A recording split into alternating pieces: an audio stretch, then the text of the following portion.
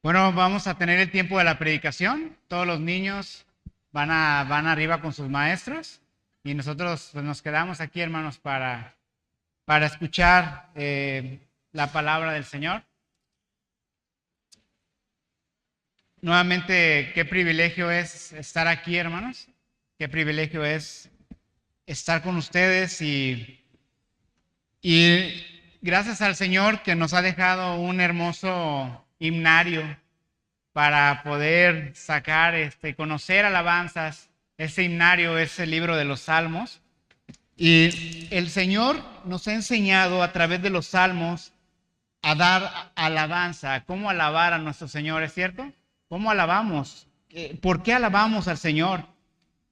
Le alabamos, hermanos, por quién es Dios, por sus perfecciones, por lo bueno, lo grande, lo bondadoso, lo fuerte, soberano que es Dios. Y lo hacemos no solamente con nuestros labios, es hermoso el tiempo que acabamos de pasar de alabanza, pero lo hacemos también con toda nuestra vida.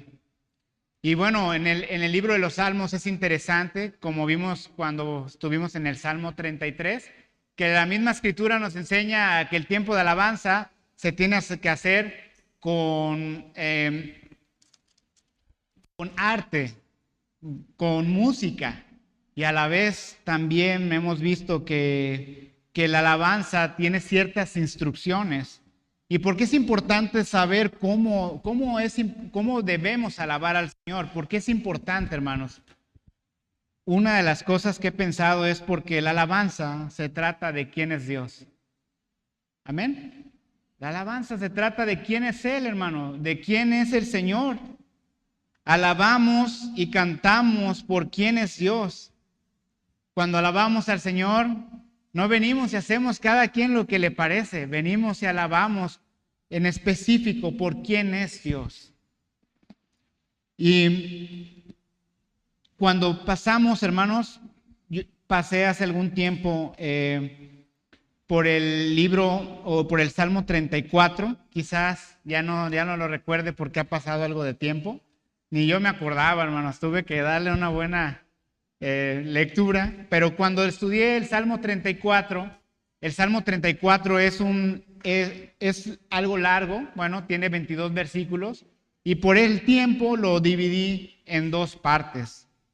Y la primera parte que vimos en aquel tiempo, hace como mes y medio, 2 meses, lo que vimos en esa primera parte es, hay un llamado a alabar al Señor. ¿A quién se le llama? A la congregación, a que ustedes vengan y alaben al Señor. Pero siempre que hay un llamado de alabanza, también hay razones por las cuales alabar al Señor. No solamente venimos y alabamos, sino hay razones específicas. Y las razones que vimos en este momento fueron dos claras. Por la protección del Señor, porque es Dios quien nos protege. Y otra razón fue por la bondad de Dios, porque Dios es bueno y protege a su pueblo. Entonces, ese fue. Y este salmo, el que hoy vamos a estudiar, el Salmo 34, es un salmo que fue escrito. Hay algunos salmos que no vemos, no sabemos quién los escribió, pocos de ellos. Pero ese salmo sí se sabe quién lo escribió. Y lo escribió el rey David. Y no sé si alguien recuerda en qué momento estaba pasando el rey David en este capítulo o en este salmo. Pero en ese momento era cuando él estaba huyendo. Huye, ¿quién lo estaba persiguiendo? Lo persigue Saúl. Y él no supo a dónde más ir y llega a la ciudad, nada más y nada menos que la ciudad donde había nacido Goliat. Y entonces cuando llega David, ¿qué pasa? Dijo, soy hombre muerto. Lo arrestan, al parecer se llevó sus buenos golpes por cosas que vamos a ver en el Salmo 34. Pero ¿qué hizo David? Fingió estar loco. Y de alguna manera, milagrosamente, Dios le salvó. Vamos a ver esos versículos para tenerlos en mente cada vez que vamos a pasar por el Salmo 34. Vamos a primer libro de Samuel, capítulo 21, del 12 al 15.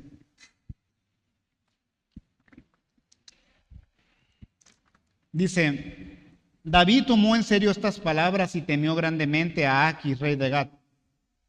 Y se fingió demente ante sus ojos y actuaba como loco en medio de ellos. Escribía garabatos en las puertas de la entrada y dejaba que su saliva le corriera por la barba. Entonces Aquis dijo a sus siervos, he aquí veis al hombre apartándose como un loco, ¿por qué me lo traes? ¿Acaso me hacen falta locos?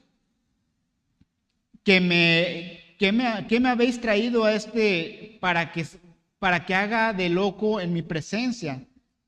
¿Va a entrar este en mi casa?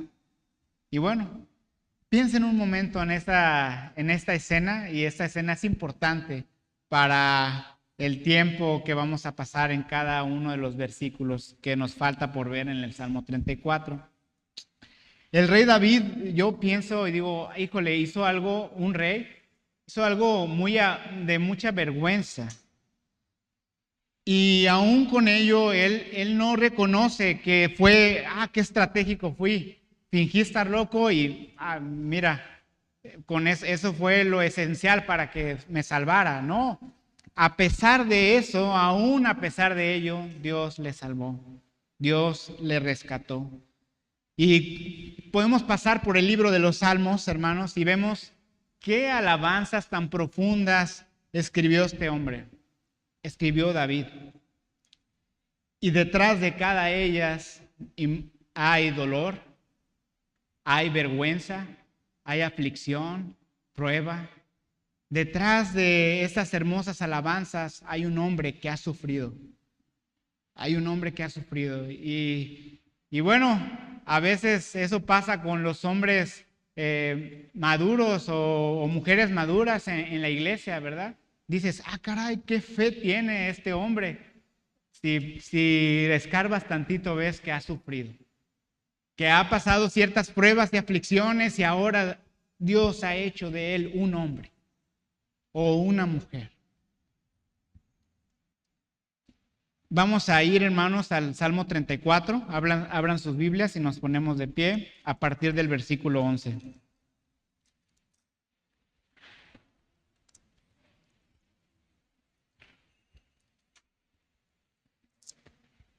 Doy lectura. Vengan, hijos, escúchenme, les enseñaré el temor del Señor. ¿Quién es el hombre que desea vida y quiere muchos días para ver el bien? Guarda tu lengua del mal y tus labios de hablar engaño. Apártate del mal y haz el bien, busca la paz y síguela. Los ojos del Señor están sobre los justos y sus oídos atentos a su clamor. El rostro del Señor está contra los que hacen el mal, para cortar de la tierra su memoria. Claman los justos y el Señor los oye y los libra de todas sus angustias. Cercano está el Señor a los quebrantados de corazón y salva a los abatidos de espíritu. Muchas son las aflicciones del justo, pero de todas ellas lo libra el Señor. Él guarda todos sus huesos, ni uno de ellos es quebrantado. La maldad dará muerte al impío y los que aborrecen al justo serán condenados. El Señor redime el alma de sus siervos. Vamos a orar. Amado Dios y Señor, prepare, Señor, nuestro corazón para recibir su palabra, Señor. No solamente recibirla, sino que transforme, moldee nuestra vida, Señor. Cuánto necesitamos hoy escuchar su palabra, verla en nuestras familias, Señor. Que su palabra sea real en nuestras casas, Señor. Que sea real en nuestras vidas. Que las personas, Señor, a las cuales servimos puedan ver que amamos y servimos primeramente al Señor. Ayúdenos, Señor, a través de este mensaje. Agudice nuestra mente para saber lo que lleva nuestra vida, Señor. Gracias le doy por esta hermosa iglesia. Gracias por este hermoso hermosas personas que usted ha preparado, Señor, para servirle, para conocerle. Gracias, Señor. Ayúdeme a mí, Señor, a ser fiel a su palabra. En el nombre de Jesús, amén. Pueden sentarse, mis hermanos.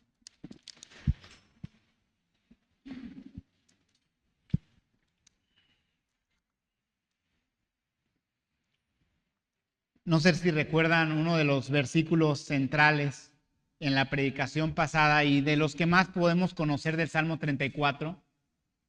Es el versículo 8. Y dice ahí: prueben y vean que el Señor es bueno. Prueben y vean que el Señor es bueno. Cuán bienaventurado es el hombre que en él se refugia. Y vimos, hermanos, que estos dos palabras son dos órdenes: probar y ver. Y decía el rey David, lo que estaba buscando es: yo he visto al Señor, he visto su bondad, pero pruébalo tú mismo. Pruébalo tú mismo, y es una orden. Prueba, hazlo. Prueba que el Señor es bueno. Y es hermoso ver testimonios y biografías. Y es algo que nos anima también. Pero hermanos, la relación con Dios es algo personal. La relación con Dios nos puede llevar a decir: yo he probado y he visto que el Señor es bueno.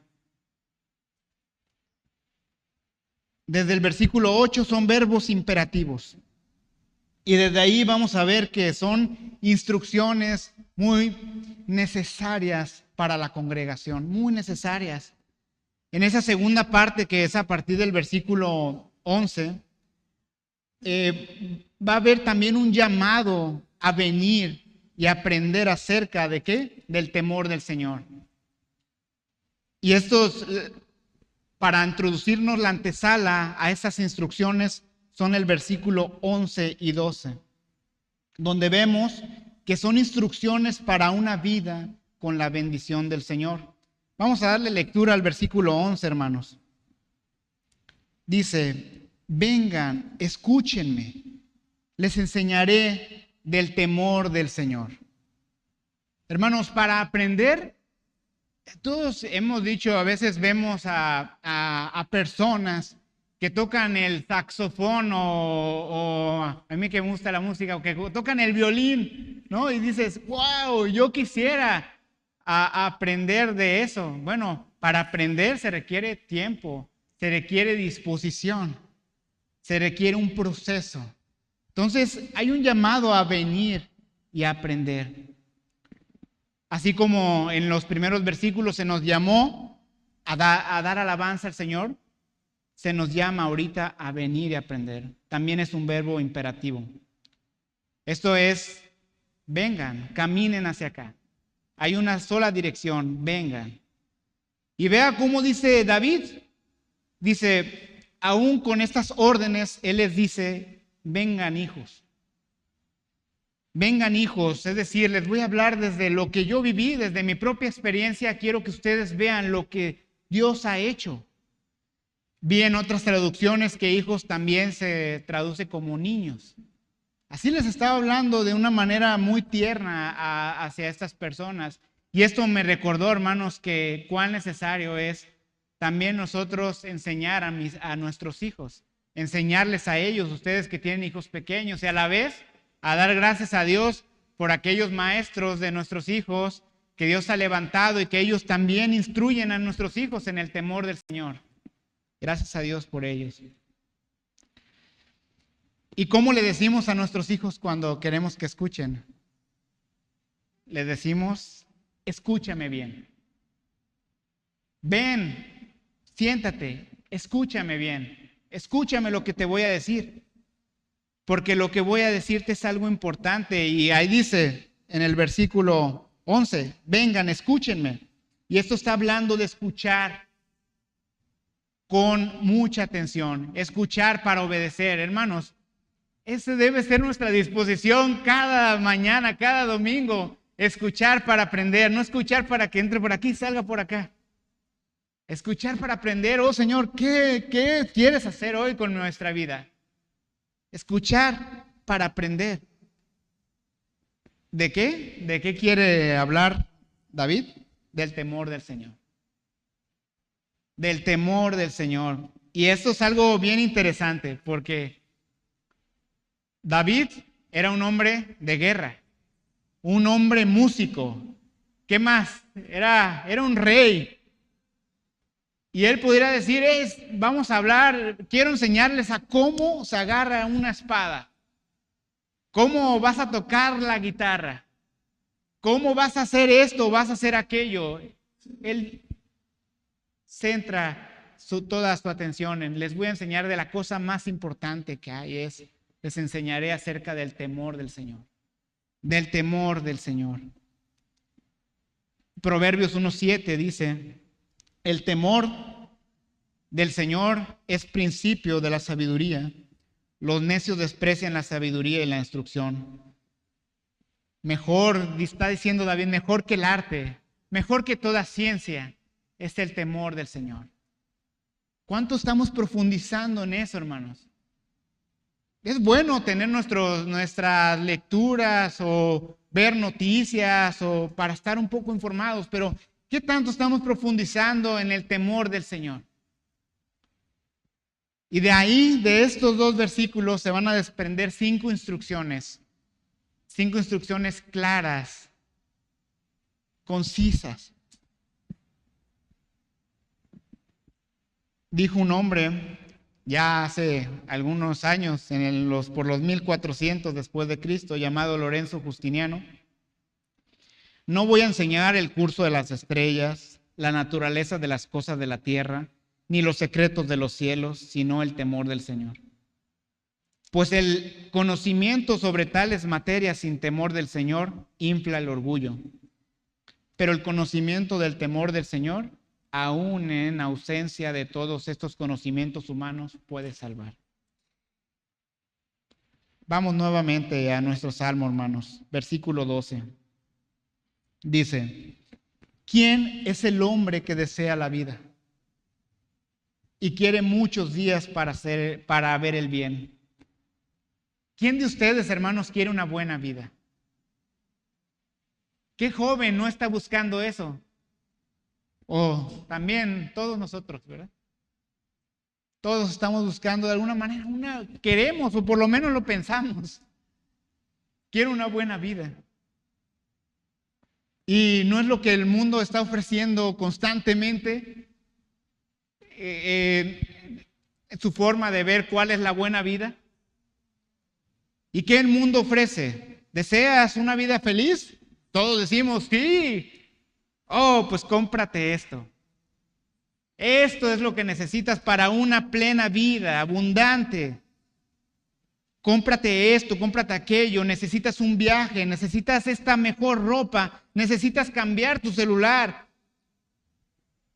Necesitas esta maestría, este doctorado. Esto es lo que necesitas para ser feliz. Y lo puedes ver en redes y decir, ay, todo, pero me falta eso para ser feliz.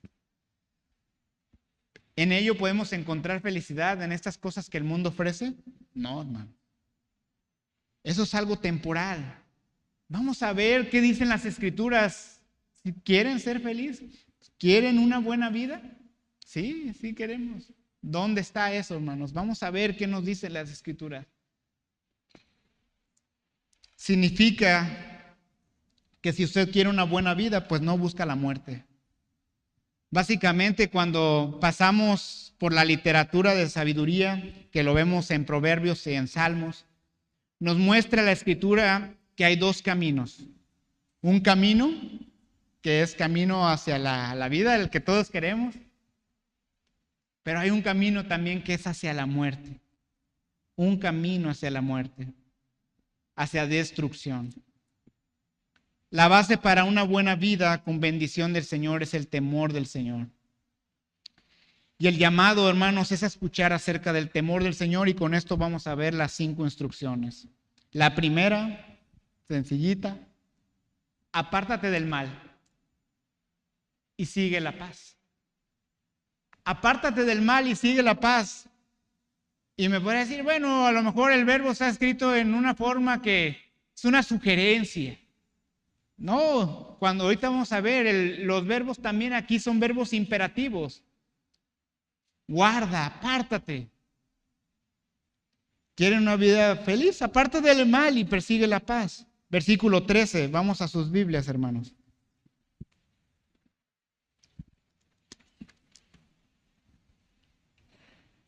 Dice, guarda tu lengua del mal.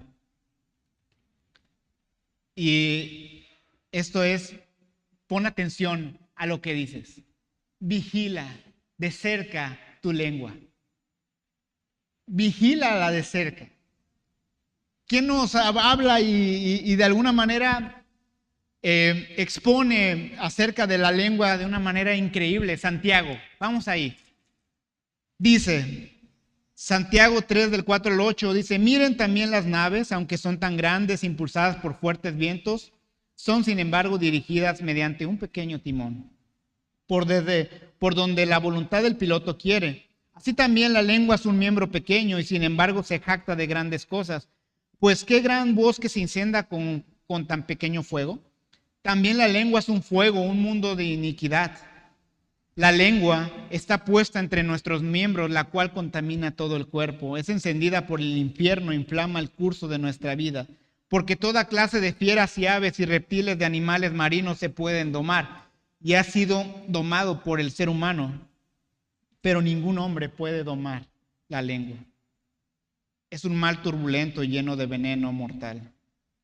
No lo digo yo, hermanos. Lo dice Santiago. Lo dice el Señor por medio de Santiago. Y ustedes lo han comprobado. Nosotros allá en Jalisco, cuando viajamos ahí cerca de Tequila, de esas partes, antes de que llegue la lluvia, estos lugares que son tan verdes y de algún momento a veces que son muy secos, con una pequeña chispa, ¿qué pasa? Se enciende un gran bosque. Con una pequeña chispa, y eso es lo que pasa con la lengua. Guarda tu lengua. Guarda tu lengua, hermano. Vigila ese pequeño miembro de tu cuerpo que es un mar turbulento, un veneno mortal. Y el versículo 13 dice, hablando, extendiendo la misma idea, es, guarda también tus labios de hablar engaño. Y es interesante, hermanos, porque la alabanza es un llamado a bendecir al Señor. Eso veíamos en el versículo 1, bendeciré al Señor en todo tiempo, continuamente estará su alabanza en mi boca. Entonces nuestra boca fue diseñada para alabar al Señor. Pero aquí vemos que también la boca o nuestra lengua puede buscar una segunda opción. Y es hablar engaño. Y es ser mentiroso. Y es por palabras sutiles odiar o mostrar odio hacia una persona. Guarda tu lengua.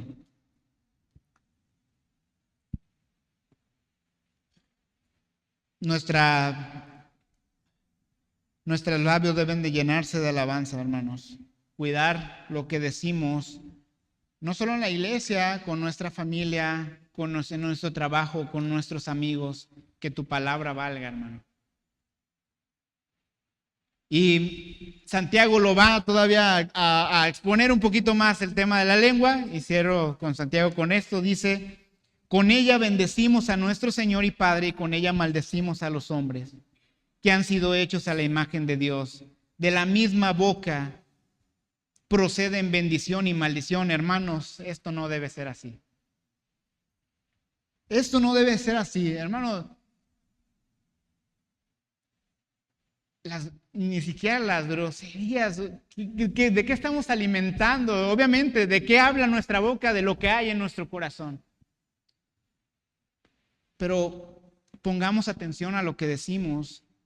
Pongamos atención si hemos engañado a alguien, si estamos mintiendo. Porque ¿a quién engañas cuando mientes? A Dios no.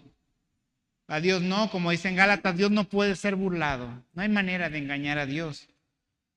Controlemos lo que decimos para que no te dañe a ti y para que no dañe a otros. David va a ampliar un poquito más la idea acerca de apartarse del mal. No solo es de palabras, sino también de hechos. Dice, apártate del mal, versículo 14. Véalo ahí. Apártate del mal y haz el bien. Busca la paz y síguela. Apartarse, hermanos, es huir del mal. Huir del mal. Y cuando pensaba en esto, pensaba en un ejemplo que encontramos en las Escrituras de dos hombres que fueron tentados. Uno de ellos es David. ¿Y cuál es la diferencia entre David y José? Que David, los dos pasaron por así decirlo, por un tiempo de tentación. ¿Y David qué hizo cuando vio a Betsabé? David se quedó y él cometió adulterio antes de cometer un acto con Betsabé. Desde ahí él ya estaba adulterando con su corazón. Se quedó y pecó. ¿Y qué pasó con José? Cuando llegó esta mujer, la mujer de su amo, a querer tener temas con él, salió corriendo. Hay una diferencia ahí. David se quedó, José huyó. ¿Qué tenemos que hacer nosotros ante el mal? Huir. No ponernos en zona de emergencia. No ponernos en donde están los focos amarillos.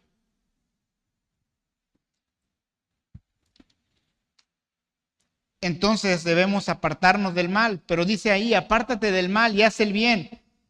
Y esta palabra, hermanos, hacer es, ¿en qué estás trabajando?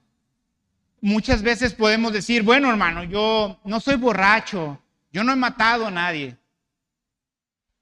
Sabemos qué no hacer. Es claro en las Escrituras, qué no hacer. Pero aquí también se nos llama a algo muy importante, hermanos, a hacer. Hacer el bien, saber qué hacer. ¿En qué estás trabajando tú para el Señor hoy, hermanos? El talento, el don que Dios te dio, ¿cómo lo estás usando de tal manera que es para agradar y hacer el bien? Haz el bien. Dice, busca la paz y síguela. Pareciera que la paz no se deja atrapar. Pareciera que hay que estar ahí persiguiéndola. Rastréala con anhelo, con dedicación, atrápala. Recordemos que David estaba en una situación de vida y muerte. Él sabía que en ese momento no podía pelear. Y aún con su locura vio la mano de Dios. Busquemos la paz, hermanos. Y si usted quiere ser feliz, busque la paz. Tenemos que esforzarnos por encontrar la paz y es algo que debemos tener en cuenta, hermanos, que buscar la paz, por lo que vemos aquí, no es sencillo encontrarlo. Y también es fácil de perder. Y esa paz de la cual estamos hablando es una paz que solamente vamos a encontrar en Dios. No es una paz que profundiza en tus sentimientos o búscala en alguien más. No, es una paz que únicamente vamos a poder encontrar en el Señor. Sin embargo, los que a veces nos estamos poniendo el pie no es alguien más hacia nosotros, es nosotros mismos, con palabra de engaño, con una lengua que no controlas.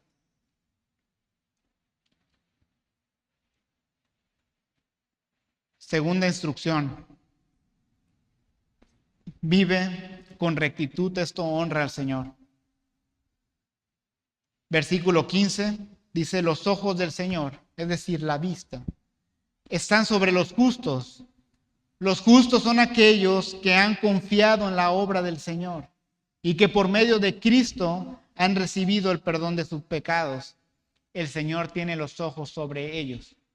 Si tú has creído, vive para agradar al Señor. No hay algo que escape de su vista. Dice que sus ojos del Señor están sobre los justos y también sus oídos. Los oídos del Señor están atentos, hermanos. ¿Qué más podemos pedir? Los ojos y los oídos del Señor están atentos. ¿A qué están atentos? A su clamor. Y esta palabra es muy interesante, hermanos, porque clamor es un grito. Es un grito, es pedir auxilio, no es simplemente decir, oh Señor, no. Es una necesidad por el Señor. Es un clamor que sale muchas veces hasta que estamos en una profunda aflicción. El clamor vendrá en tiempos de angustia y no creo yo que sea el único que he pasado por momentos, hermanos, cuando algo se complica, cuando salen la realidad de que no tenemos las cosas en nuestro control, pero nos gusta sentir que lo tenemos. Y de alguna manera, cuando todo parece que va mal, cuando las cosas no están funcionando, ¿qué hacemos? ¿A quién buscamos? Es cuando volteamos, ¿verdad? Decimos, Señor, ayúdame, ayúdame, de verdad. Y a veces eso pasa hasta que agotamos todas nuestras posibilidades y vemos que nuestra única esperanza está en Dios. A la vez, hermanos, así como el Señor pone sus ojos y está atento sobre sus hijos, a la vez el Señor permanece airado en contra de los que hacen el mal. Versículo 16. Y es importante tener esto en mente, hermanos. El rostro del Señor está en contra de los que hacen el mal para cortar su memoria de la tierra.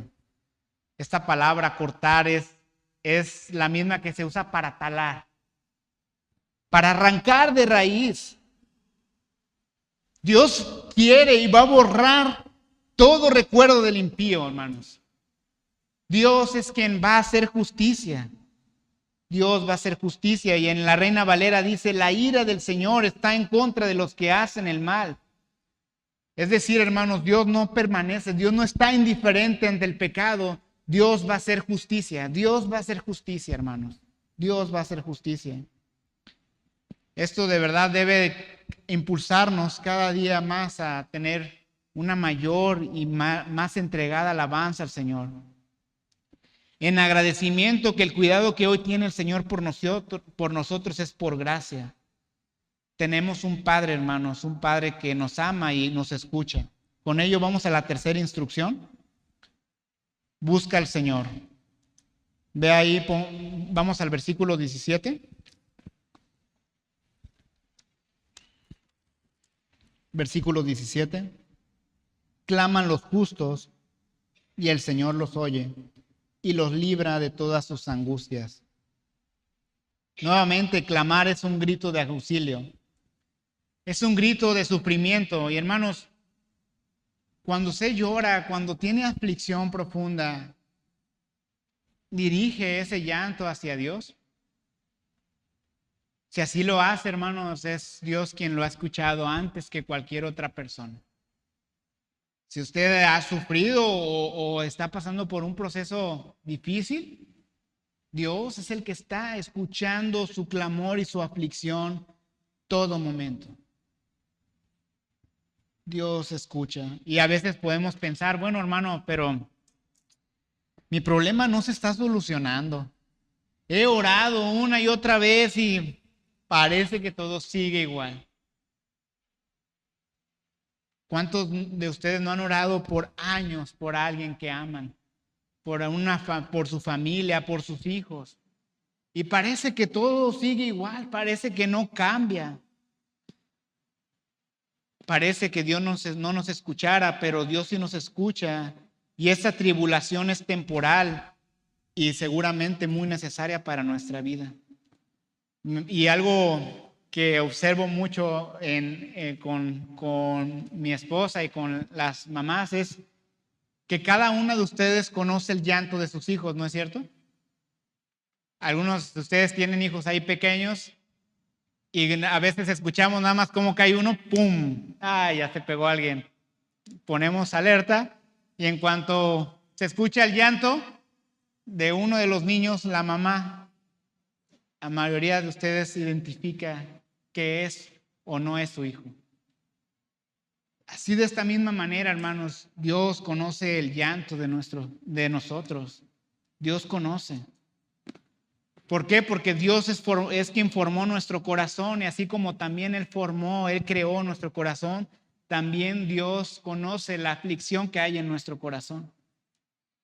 Por más débil que sea esta súplica, por más débil que estemos clamando al Señor, no tenemos que levantar aún más nuestra voz, porque aquí vemos que Dios escucha, Dios oye, es Dios quien inclina su oído para escuchar a sus hijos, es Dios quien se inclina hacia nosotros, para escucharnos, para atender a sus hijos.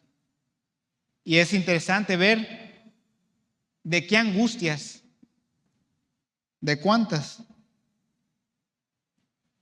angustias nos libra el Señor, hermanos. De todas. De todas las angustias. La prueba es necesaria. David nos está diciendo, no va a haber pruebas, ya no va a haber guerra, ya no va a haber esto. No, David sabe y es un hombre de guerra, un hombre de prueba, pero él sabía algo, que Dios le daría la victoria en cada una de ellas. Dios le daría la victoria. Así como lo libró del rey Saúl, también lo libró de muchas otras batallas. Versículo 18 dice, cercano está el Señor a los quebrantados de corazón y salva a los abatidos de espíritu. Cercano, veía que esta palabra era como un pariente cercano. Es decir, el Señor nos conoce, no está ajeno a nuestra vida. Él está cerca a nuestra vida, hermanos. Él está cerca. Él está cerca a nuestra vida.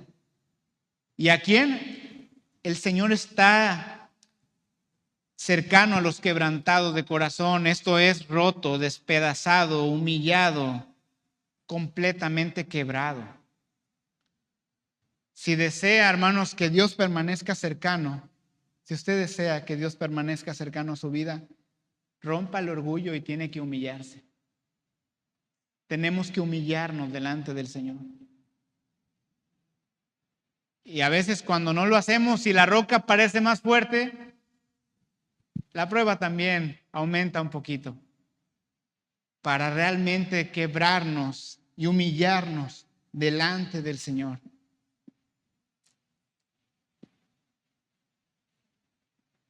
Dios está cercano a su vida. Reconoce, hermano, que Él es Dios, Él es soberano y antes de traer queja debe de humillarse, debemos humillarnos delante de Dios. A veces podemos llenar nuestra palabra también de queja, ¿no? Bueno, ¿por qué Dios está haciendo esto y aquello? Bueno, Señor, ya suéltame poquito. No, realmente el Señor, la obra que está haciendo es una obra necesaria, perfecta para nuestra vida. ¿Y estás quebrantado hoy? Pues Dios no se aparta de los quebrantados, está cercano. Y dice también, y salva a los abatidos del espíritu. Y veía que esta palabra abatidos es lo mismo que decir los molidos, los que están hechos polvo, así como cuando los panaderos están apretando el pan, la masa, la harina para hacer un delicioso pan. O como el alfarero que a veces está quebrando esas piezas para hacer de nuevo una hermosa pieza. Así es como el Señor está trabajando con nuestras vidas. Y esto no se escucha bien, ¿verdad? Quisiera decir algo de mucho ánimo, pero vamos a ir viendo. No se escucha bien, quebrantados, molidos, rotos, abatidos. Cuando alguien va a ser operado, puede preguntarle a su doctor, ¿esto va a doler? Y los doctores dicen, sí, ciertamente tiene que doler. Porque aunque tengas anestesia, la recuperación va a ser lenta, pero será para un bien mayor. Y el doctor tiene todo el derecho de provocar un dolor temporal en el paciente con el fin de curarlo definitivamente. Cuando el dolor cede, cuando el dolor baja, ahí vemos que fue para nuestro bien, hermanos. Busca al Señor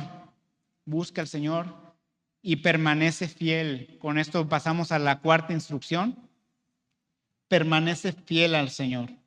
Versículo 19 al 20 dice, Muchas son las aflicciones del justo. Y en otras versiones, justo es lo mismo que decir íntegro. Y me llama mucho la atención que las dos predicaciones anteriores pasamos hablando, no sé si lo vieron ustedes, pero la nota principal de esa canción era integridad. Y vimos la integridad de un rey para asumir un cargo. Vimos la integridad del pueblo para alabar a su Señor. Y hoy, hermanos, también vamos a hablar que así como hay bendición en la integridad, también hay aflicción, hay dolor, va a doler. ¿Quieres ser justo? ¿Quieres ser íntegro, hermano? No va a ser fácil, va a doler. Pero recordemos que aunque duela, aunque nos quebrante en la aflicción, vamos a tener a un Dios cercano. Hay aflicción, hermanos, para la persona íntegra que busca rendir toda su vida o por completo al Señor. Y dice, muchas son las aflicciones del justo, es decir, abundantes. En este mundo, mientras estemos aquí, hermanos, con la vida que el Señor nos dé, lo que podemos esperar es mucha tribulación. Podemos esperar prueba, sufrimiento, aflicciones. Y como dice aquí, abundantes. Pues ¿por dónde van a llegar? No sabemos, pero de que llegan, llegan. De cualquier lado.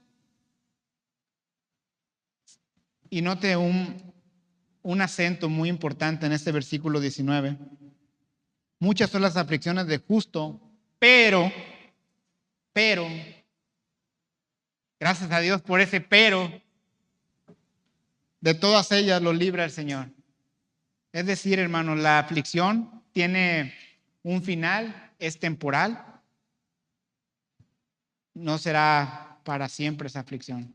Versículo 20 dice, Él guarda todos sus huesos, ni uno de ellos es quebrantado. Y bueno, al investigar, este fue uno de los versículos más difíciles que veía o no podía entender. Voy a tratar de explicarlo un poco. Pero dice, Él guarda todos sus huesos, ni uno de ellos es quebrantado. Bueno, la primera explicación es de manera literal. David está hablando acerca de su propia experiencia, que Dios lo había rescatado y había salido ileso de alguna manera. Salió ileso sin ningún hueso roto de aquella situación. ¿Y cómo pudiéramos aplicar eso hoy en día? Porque podemos, o muchos hermanos han muerto por su fe de una manera terrible. Si pudiéramos decir, oye, entonces esto no aplica para ellos. Bueno, no. ¿Cómo esto nos recuerda, hermanos, que no hay una aflicción o un daño mayor que la eternidad no pueda salvar? Esto debe aplicarse a las heridas profundas de nuestra alma, que no hay dolor, no hay recuerdo o aflicción que el Señor no pueda sanar. No, el Señor va a sanarnos, hermanos. Y segundo, David también sin pensarlo está dando una profecía acerca de Jesús. Así como David, aunque pudo haber sido azotado por los filisteos, sus huesos no sufrieron algún daño, como tampoco los de nuestro Señor. Y vamos al Evangelio de Juan, hermanos. Evangelio de Juan, capítulo 19, 32-33. Vinieron, pues, los soldados y quebraron las piernas al primero y asimismo al otro que había sido crucificado con él. Mas cuando llegaron a Jesús, como lo vieron ya muerto, no le quebraron las piernas. Vamos hasta el 36. Porque esto sucedió para que se cumpliera la escritura, no será quebrado hueso suyo. Esta era una práctica, hermanos, cruel de los romanos, ¿sí? Al momento de sacrificar a las personas para acelerar su muerte, quebraban sus piernas. Y esto, aunque David no lo sabe, está apuntando hacia Jesús. Tal como lo vemos en Juan. En la Pascua el pueblo de Dios no podía quebrar ningún hueso del cordero. Y esto aplica exclusivamente para Cristo. ¿Y por qué podemos ver que aplica exclusivamente para Cristo? Porque no había un hermano de nosotros a un lado de Cristo en ese momento. Sí, aquel que creyó, este ladrón que creyó. Y cuando estamos leyendo Juan, vemos que este ladrón, ¿qué le pasó?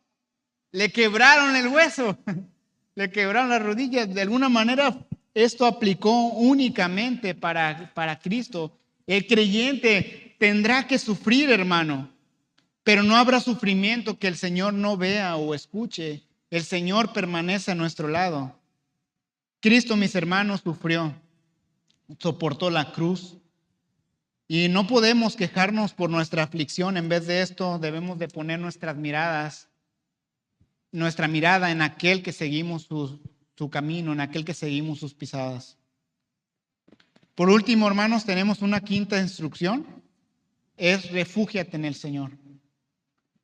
La maldad, dice, dará, versículo 21, la maldad dará muerte al impío y los que aborrecen al justo serán condenados. La destrucción, hermanos, alcanzará al que obra con maldad. Y primera de Timoteo 5:24, lo pongo en la pantalla, 24-25, dice, recuerda que los pecados de algunos individuos son evidentes y los llevan a un juicio inevitable, pero los pecados de otros se revelarán después. De la misma manera, las buenas acciones de algunos son evidentes y las buenas acciones de otros, las buenas acciones que hacen en secreto, y las buenas acciones que se hacen en secreto algún día saldrán. Es decir, hermanos, tarde o temprano, las buenas o malas acciones, algunas malas acciones son muy evidentes y salen rápido, son claras, otras saldrán en algún momento. Por eso se me hace muy pertinente lo que comentó el hermano Edgar. Si sabemos que hemos obrado en maldad, si sabemos que hemos mentido, si sabemos que estamos queriendo buscar engañar a Dios, la sugerencia ahorita podría ser es arrepintámonos, hermanos. Arrepiéntete de tu pecado. Y dice, los que aborrecen al justo serán condenados. ¿Y quién es el justo? Si volteamos nuevamente a ver al justo, al inocente, ¿quién es el justo? Es Cristo, hermanos. Los que aborrecen a este justo tienen la peor de las muertes aseguradas porque mueren en sus pecados y no fueron reconciliados. Versículo 3, Juan 3:18 dice, el que cree en él no es condenado, pero el que no cree ya ha sido condenado, porque no ha creído en el nombre del unigénito Hijo de Dios. Entonces dice el que cree en él no es condenado, pero el que no cree ya es condenado. Versículo 22 del Salmo dice, el Señor redime el alma de sus siervos y no será condenado ninguno de los que en él se refugia. Ninguno, hermanos. Ninguno, aquel que busca y se refugia en el Señor, recibirá condenación. Ninguno de aquel que en él se refugia. Como dice Juan 3:16, porque de tal manera amó Dios al mundo que dio a su Hijo unigénito para que todo aquel que en él cree no se pierda y tenga una vida eterna. Tenga una vida eterna. Todo aquel que cree en él, hay una condición muy importante para la vida eterna. ¿Cuál es, hermanos? Creer en él. Creer en el Señor. Creer en la obra que Cristo hizo en la cruz. No es por nuestras buenas acciones, no, hermanos. Es por lo que Cristo hizo en la cruz. Tanto en Juan como en estos últimos versículos del Salmo, estas instrucciones deben inspirarnos obediencia. Y vemos un contraste del destino también en los Salmos y en Juan. El destino del que no cree es la condenación. El destino del que cree es que no será condenado. También aquí en Salmo 34 dice, el que aborrece al justo será condenado, pero la muerte dará La maldad dará muerte al impío. El que muere sin el Señor cargará con su propia culpa. En contraste, no hay condenación para aquellos que se refugian en el Señor, porque el Señor, versículo 22, el Señor redime el alma de sus siervos. ¿Y de qué manera el Señor, la redención? ¿De qué manera el Señor nos redimió? Comprándonos, hermanos, por medio de Cristo. Y bueno, para terminar, hermanos, hemos visto 5 instrucciones que se desprenden del temor del Señor. Apártate del mal, vive con rectitud, busca al Señor, permanece fiel y refúgiate en el Señor. Vivamos, hermanos, esas instrucciones, las cuales son para nuestro bien, para una vida de bendición y alabanza a Dios. Vamos a orar. Amado Señor y Padre, gracias, Señor, por su palabra, Señor. Gracias, Señor, por esas instrucciones. Así como fuimos instruidos también para venir y llenar nuestra boca de alabanzas, también somos instruidos, Señor, para buscarle, para encontrar que en Cristo tenemos nuestro único refugio, un refugio fiel, Señor. También nos instruye, Señor, para que en medio de la prueba, si algo puede estar en nuestra mente, también es permanecer fieles. Oh Señor, ayúdenos a ser fieles, Señor. No sabemos a veces cómo iniciamos nuestra carrera en usted, o a veces ni siquiera queremos recordar todo lo que está atrás. Pero deseamos, Señor, terminar bien nuestra carrera en Cristo. Que hasta que usted nos llame, Señor, podamos permanecer fieles a usted, Señor. Y que los demás y la familia y las personas que conocemos puedan ver que hemos confiado en nuestro Señor Jesucristo como nuestro único refugio. En el nombre de Cristo Jesús, amén. Que Dios les bendiga, hermanos. Que pasen una bonita semana.